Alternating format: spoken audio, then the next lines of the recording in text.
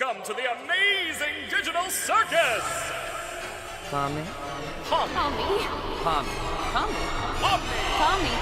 Pommy. Pommy.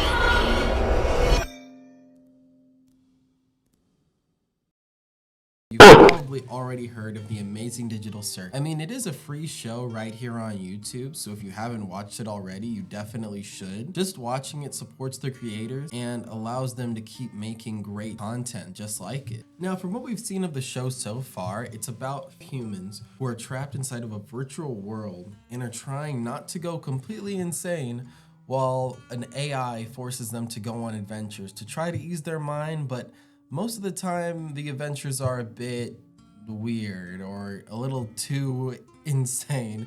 It's definitely nothing any of the characters really like doing, but it's not like they really have an option of whether or not they play or not. I mean, essentially, they're just trapped here with no real way to get out. And I mean, I know that's like a really big premise. Everyone knows they can't escape. Yeah, they can't escape. But the thing is that the players don't have the ability themselves to escape. Like, they ask Kane how they can leave, which to me seems really odd because as someone who's played video games before, usually you don't ask the game how you can leave anyway. That's outside of the game's knowledge.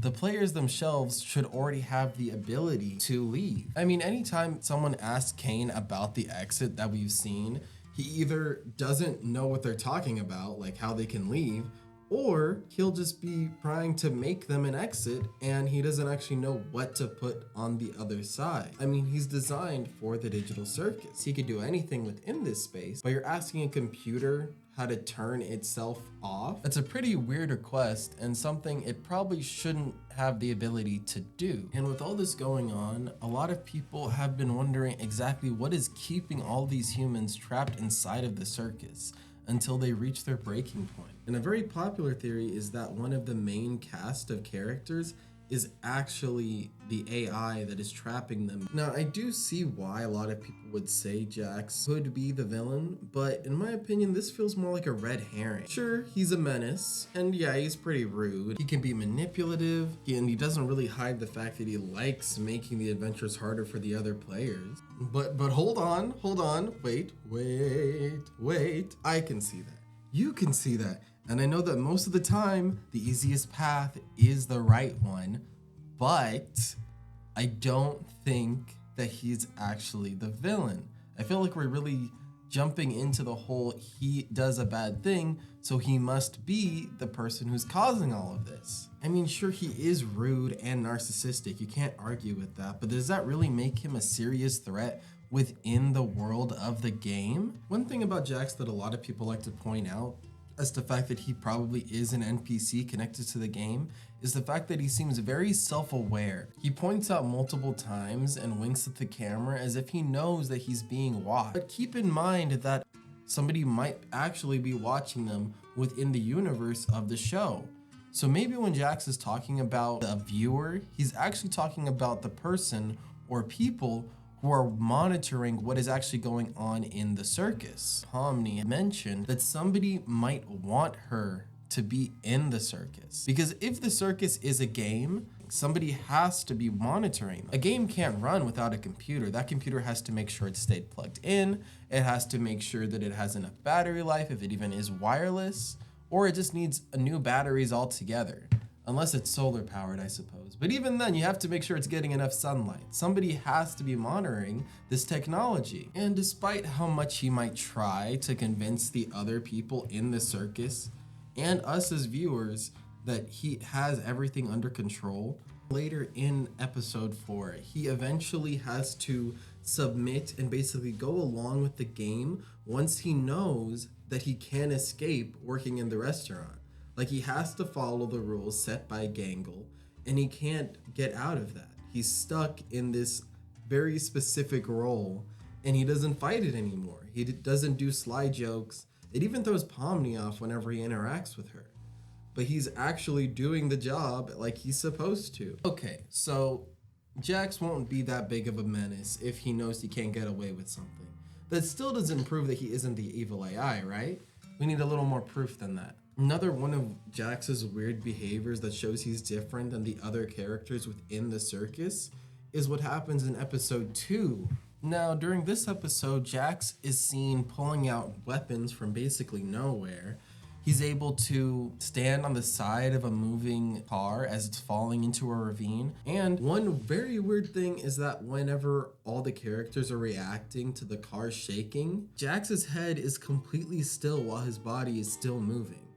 Definitely weird behavior and not something you would expect if nobody else is being affected. So, okay, that is a pretty valid point. It's definitely weird behavior. But you know what else is weird? Video games. They are in a video game, and we have to remember that. Even if they are humans, most of the characters don't go full-on gamer mode because they want to hold on to their humanity. Even if they don't want to play, they still are playing, regardless of whether they want to or not. Like pulling a weapon out of nothing, maybe they actually have an inventory. Jax definitely has pants. He could definitely fit something in there. If Mario can do it, I'm sure Jax can. Or even Sonic, and Sonic doesn't wear any clothes. I mean, I guess he puts it in his quills. I guess you could use that as an explanation. But we're not gonna get into that today. Maybe he actually just likes playing games, even if that does mean he's kind of torturing everybody else. And even if we're wondering where he even got that weapon from, he could have just asked Cain for it. I mean, they are supposed to stop a bunch of robbers, and maybe they all have weapons. And he is really hyped for the whole blood, death, and chaos thing, so it makes sense that he would probably be the most eager to reach for a gun. And then when it comes to his physical behavior, we should also take that as with a grain of salt. Because although that is the weirdest thing we've seen Jax do, Gangle, Zooble, and Kinger are able to remove their body parts, basically at a whim without affecting themselves.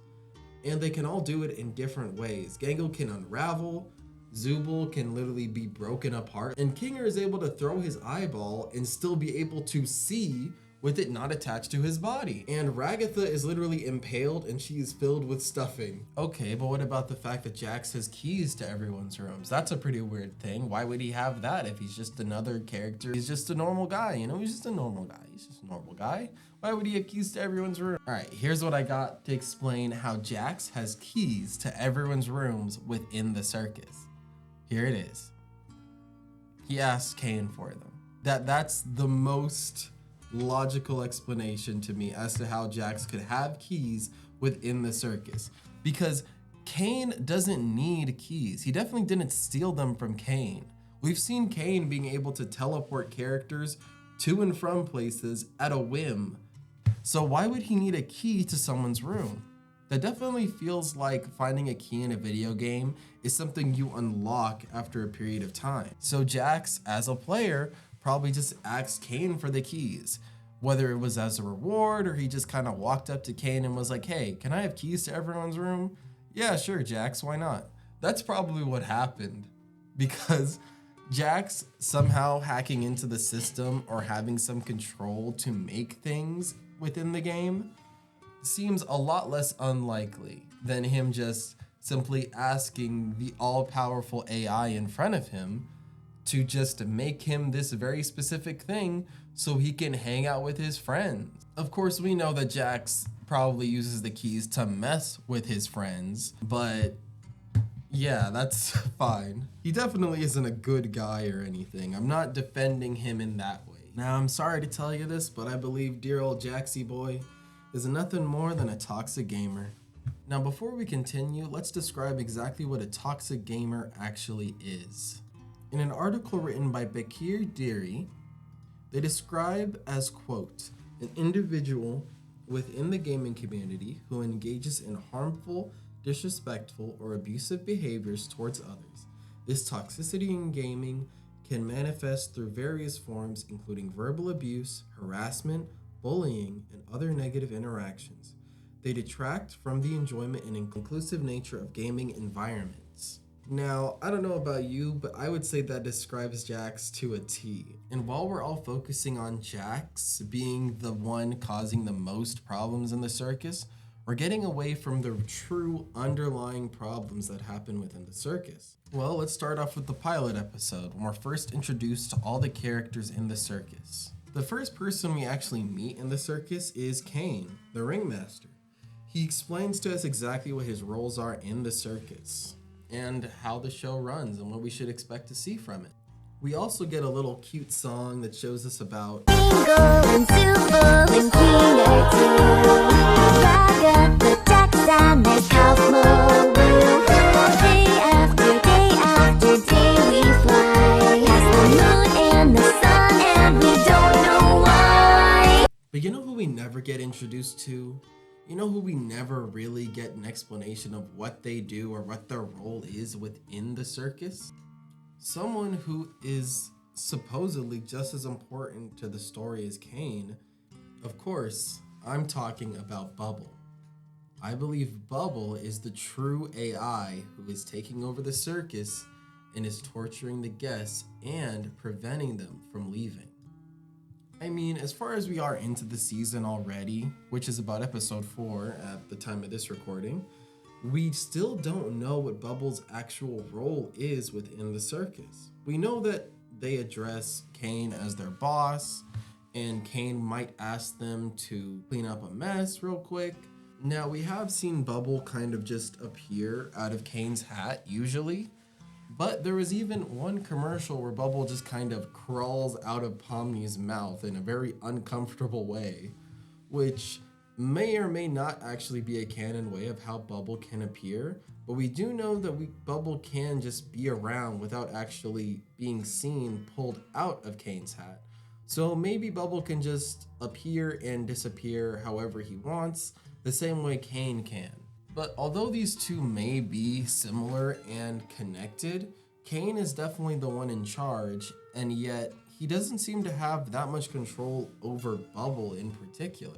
I mean, in the first episode, Kane is trying to understand what kind of adventure Pomni would like, and even offers her an angel food cake. But then Bubble kinda devours it in one bite without any hesitation. And this right here is exactly what I'm talking. This first interaction with all three of them shows exactly what the show is trying to imply to us about what's wrong with the digital circus. There's Kane, the naturally cheery and passionate host who has a one-track mind and is just trying to show his guests a great time. And then comes along Bubble, taking away the best, most comforting part of that experience away from them. There was also the very shocking display of when Kane is trying to explain something to the characters in the second episode, and Bubble immediately starts swearing like crazy. Now, this is definitely a surprise to Kane because he literally tells Bubble, you can't say things like that. This is completely against protocol. It goes outside of what is okay within the circus. And it's not censored like normal, so we know that Bubble actually said these things. Kane might be able to prevent the other characters, the humans, from swearing, despite the fact he doesn't actually have control over their minds. He does have control over their bodies and what they can do, such as swearing. So this is what's convincing me that Bubble is actually a separate AI from Kane, but is tagging along very closely beside him, waiting for him to fall under the pressure. Because if Kane is gone, Bubble can redesign the circus however they see fit.